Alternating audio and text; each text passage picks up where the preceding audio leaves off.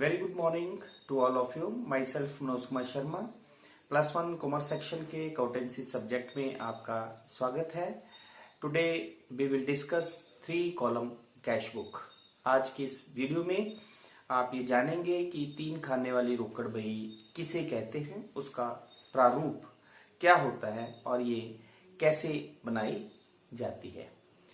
तो सबसे पहले हम डिस्कस करते हैं 3 खाने वाली रोकड़ बही, 3 कॉलम कैश बुक।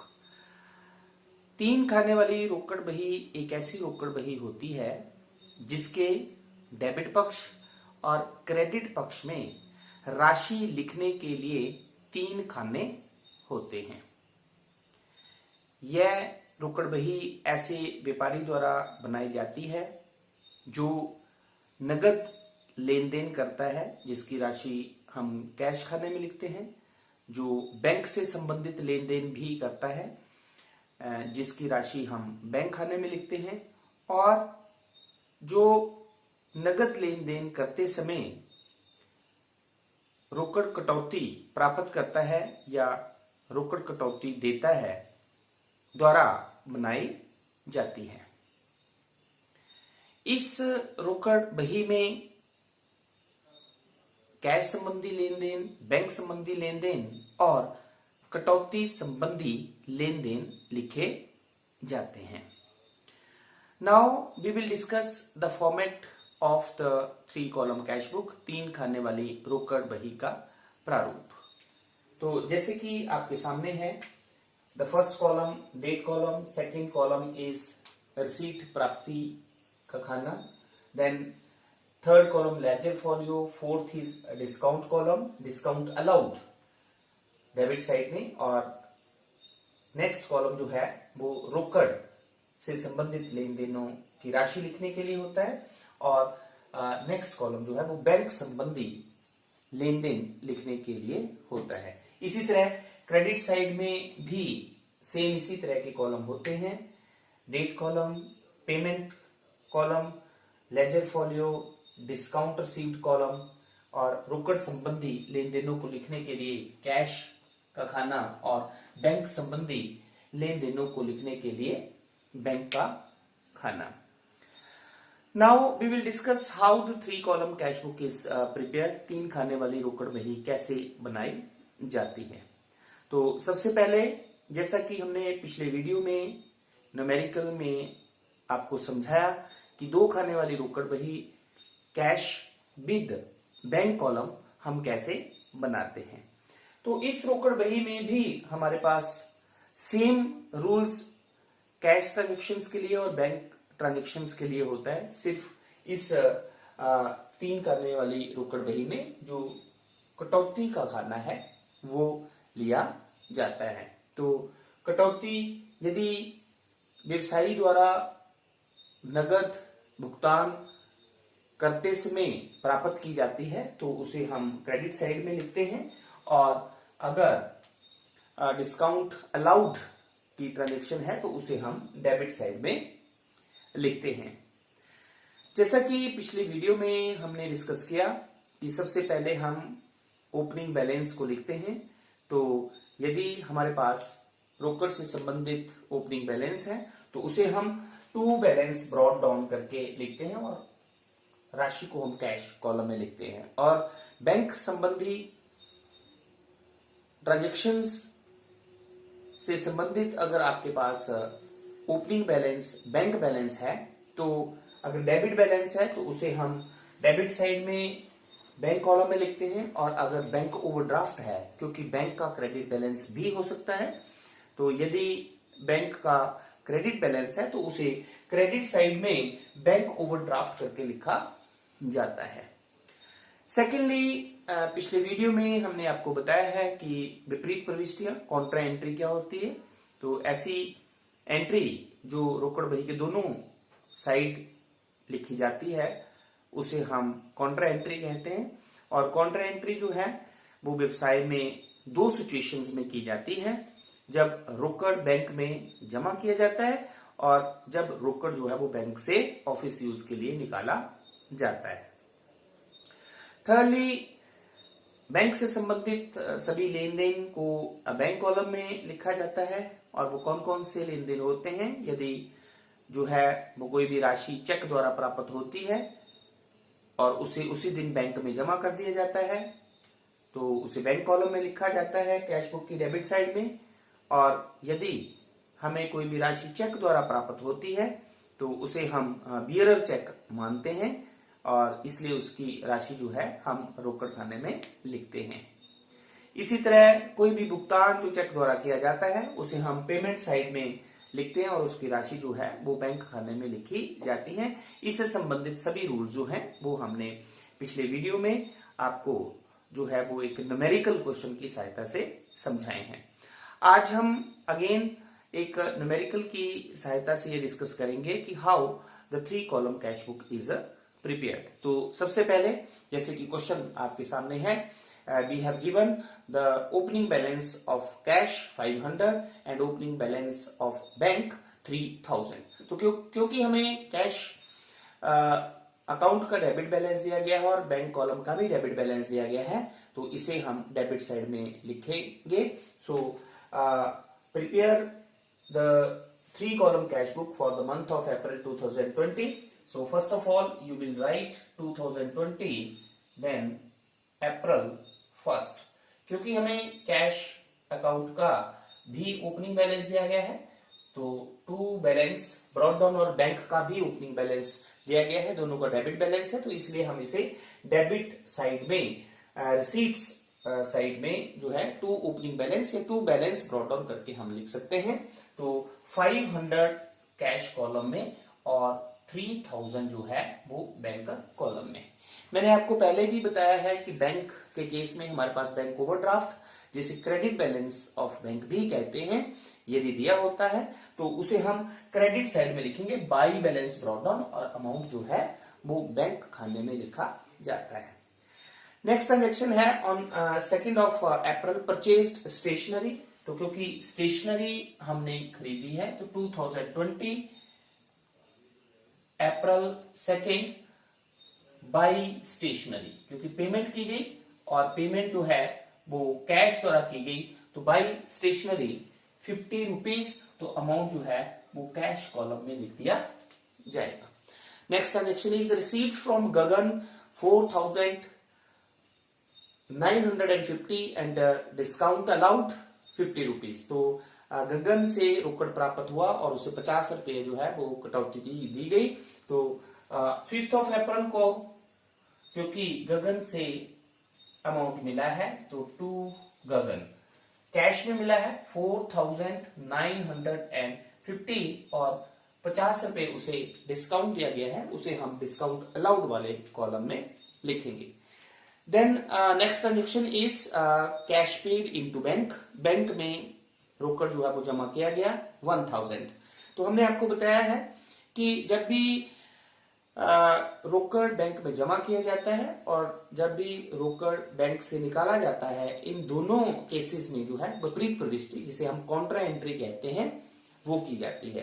तो इन दोनों केसेस में बेस्ट ये रहता है कि आप रोकड़ जमा कर रहे हैं तो रोकड़ जमा करने की, और जब रोकड़ बैंक से निकाल रहे हैं तो रोकड़ बैंक से निकालने की रोजनामचा प्रविष्टि आप रफ में कर लें। तो जैसे कि हमारे पास लेन देन है कि कैश पेड इनटू बैंक 1000, तो कैश हमने बैंक में जमा किया है तो इसकी रोजनामचा एंट्री होगी bank account debit to cash account 1000। तो इस लेन देन को हम रोकड़ बही में कैसे लिखेंगे, तो क्योंकि 8 अप्रैल को बैंक में पैसे जमा हुए तो बड़े ध्यान से आपने समझना है to cash account, debit side में रिसीट साइड में to cash account, ledger folio के कॉलम में सी मीन कॉन्ट्रा एंट्री, और अमाउंट जो है वो बैंक कॉलम में लिखेंगे 1000।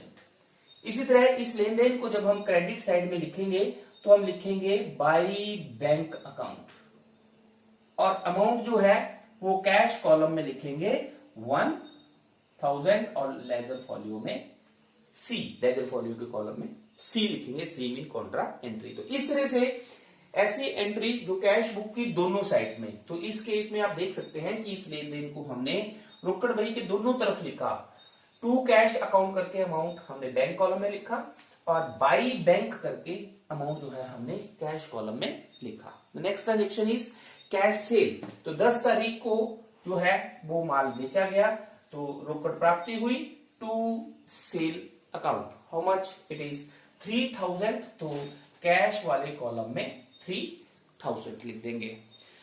Next is paid to Thapar and discount received. तो 15 तारीख को 15 अप्रैल को थापर को पेमेंट की, तो जब पेमेंट की तो पेमेंट साइड में बाई थापर, क्योंकि पेमेंट जो है वो कैश द्वारा की गई, तो रोकड़ खाने में हम लिखेंगे 4000।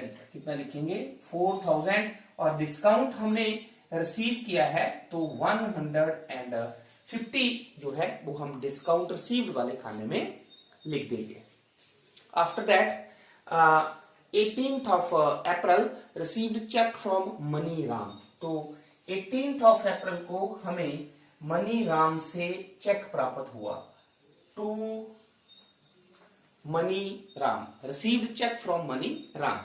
यहां पे आपने ध्यान रखना है कि मैंने आपको बताया है कि हमारे पास चेक दो तरह के होते हैं, एक बियरर चेक होता है, एक क्रॉस्ड चेक होता है। तो यदि हमें क्रॉस्ड चेक मिलता है तो उसे हम रोकड़ नहीं मान सकते, उसे उसी दिन बैंक में जमा किया जाता है, इसलिए राशि जो है वो बैंक में लिखी जाती है। लेकिन यदि हमें चेक प्राप्त हुआ है और हम उसी दिन उसे बैंक में जमा नहीं करते हैं तो हम उसे बियरर चेक मानते हैं, और बियरर चेक के केस में उसे हम जो है वो रोकड़ मानकर रोकड़ वाले कॉलम में लिखेंगे। तो जैसे हमारे पास ये ट्रांजेक्शन है, received cheque from Mani Ram 3000, तो हम इस चेक को बियरर चेक मानेंगे और इसे हम जो है वो कैश वाले खाने में लिख देंगे। ये आपने क्लियर कर लेना है point. After that 20th of April को हमारे पास ट्रांजेक्शन है, मनीज राम्स चेक डिपॉजिटेड इनटू बैंक। तो यहाँ पे आपने देखना है कि ये चेक हमें 18 तारीख को मिला था और 20 तारीख को आपने ये चेक जो है वो बैंक में जमा कर दिया। तो जब चेक मिलता है और उसे उस दिन बैंक में नहीं जमा किया जाता है, नेक्स्ट डेट को बैंक में जमा किया जाता है, तो जिस डेट को चेक बैंक में जमा किया जाता है उस डेट को उस लेन देन की कॉन्ट्रा एंट्री की जाती है। तो अप्रैल 20 को हमारे पास फिर कॉन्ट्रा एंट्री, फिर ट्रांजेक्शन हमारे पास यही होगी क्योंकि हमने चेक बैंक में जमा किया है। तो फिर टू कैश अकाउंट और लेजर फॉलियो में सी, लेकिन अमाउंट जो है उसे हम बैंक कॉलम में लिखेंगे 3000। और 20 तारीख को जब हम क्रेडिट साइड में लिखेंगे तो by bank account, ledger folio में सी, और अमाउंट जो है फिर हमारे पास आ जाएगा कैश कॉलम में। ये थोड़ा सा आपने क्लियर कर लेना है। After that paid rent by cheque. 21 तारीख को हमने रेंट पे किया, लेकिन इसका भुगतान जो है वो चेक द्वारा किया गया, तो अमाउंट जो है हम कैश वाले खाने में लिखेंगे। तो बाई रेंट 100 रुपीज बैंक वाले कॉलम में लिख देंगे। After that withdrew from bank for office use 22 को। अब देखें, आपने कैश को बैंक से निकाला है तो जर्नल एंट्री आपके पास होगी cash account debit to bank. तो ये भी हमारे पास कॉन्ट्रा एंट्री होगी। How much amount is withdrawn? 500। 500 रुपए आपने निकाला है तो कॉन्ट्रा एंट्री होगी। तो इस लेन देन को भी जब आप लिखेंगे तो 22 तारीख को इसको कैसे लिखेंगे? टू बैंक अकाउंट, और राशि को हम कैश वाले कॉलम में लिखेंगे 500 रुपया, और लेजर फॉलियो में सी मीन कॉन्ट्रा एंट्री है ये। उसी तरह क्रेडिट साइड में 22 तारीख को आप लिखेंगे बाई कैश अकाउंट और लेजर फॉलियो में सी, और अमाउंट को आप बैंक कॉलम में लिखेंगे 500 mean contra entry when the cash is withdrawn from bank for office use. After that 25 तारीख को हमारे पास लेन देन है रिसीव्ड फ्रॉम ब्याल। ब्याल से हमें पेमेंट मिलती है तो हम लिख देंगे टू ब्याल। How much amount is received? It is 660, क्योंकि हमें कैश मिलता है और 40 रुपए जो है हमें डिस्काउंट अलाउ करते हैं हम, तो उसे हम डिस्काउंट अलाउड वाले कॉलम में लिखेंगे। After that 27th of April को withdrew from bank for personal use. तो 27 तारीख को आपने व्यक्तिगत प्रयोग के लिए बैंक से निकाले। तो यहाँ पे आपने ध्यान में रखना है कि जब व्यक्तिगत प्रयोग के लिए पैसा निकाला जाता है तो drawings account debit to bank आता है, तो बाई ड्रॉइंग्स आएगा, यहाँ पे कॉन्ट्रा एंट्री नहीं होगी क्योंकि व्यक्तिगत प्रयोग के लिए हम बैंक से पैसा निकाल रहे हैं। तो वाई ड्रॉइंग, लेकिन अमाउंट जो है क्योंकि बैंक से निकाला है तो 300 रुपीज जो है उसे हम बैंक वाले खाने में लिखेंगे। Then the last one is withdrew from bank to purchase the office furniture.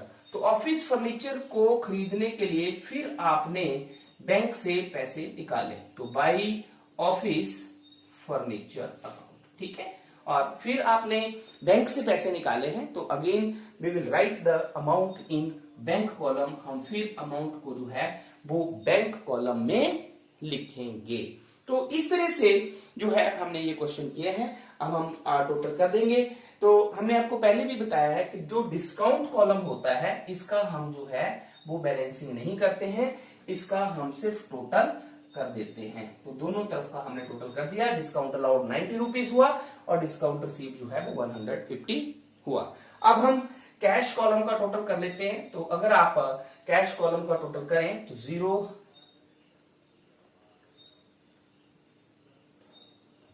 12,610 उसी तरह क्योंकि बैंक की डेबिट साइड ज्यादा है तो बैंक की डेबिट साइड का टोटल आपके पास आ गया 7,000।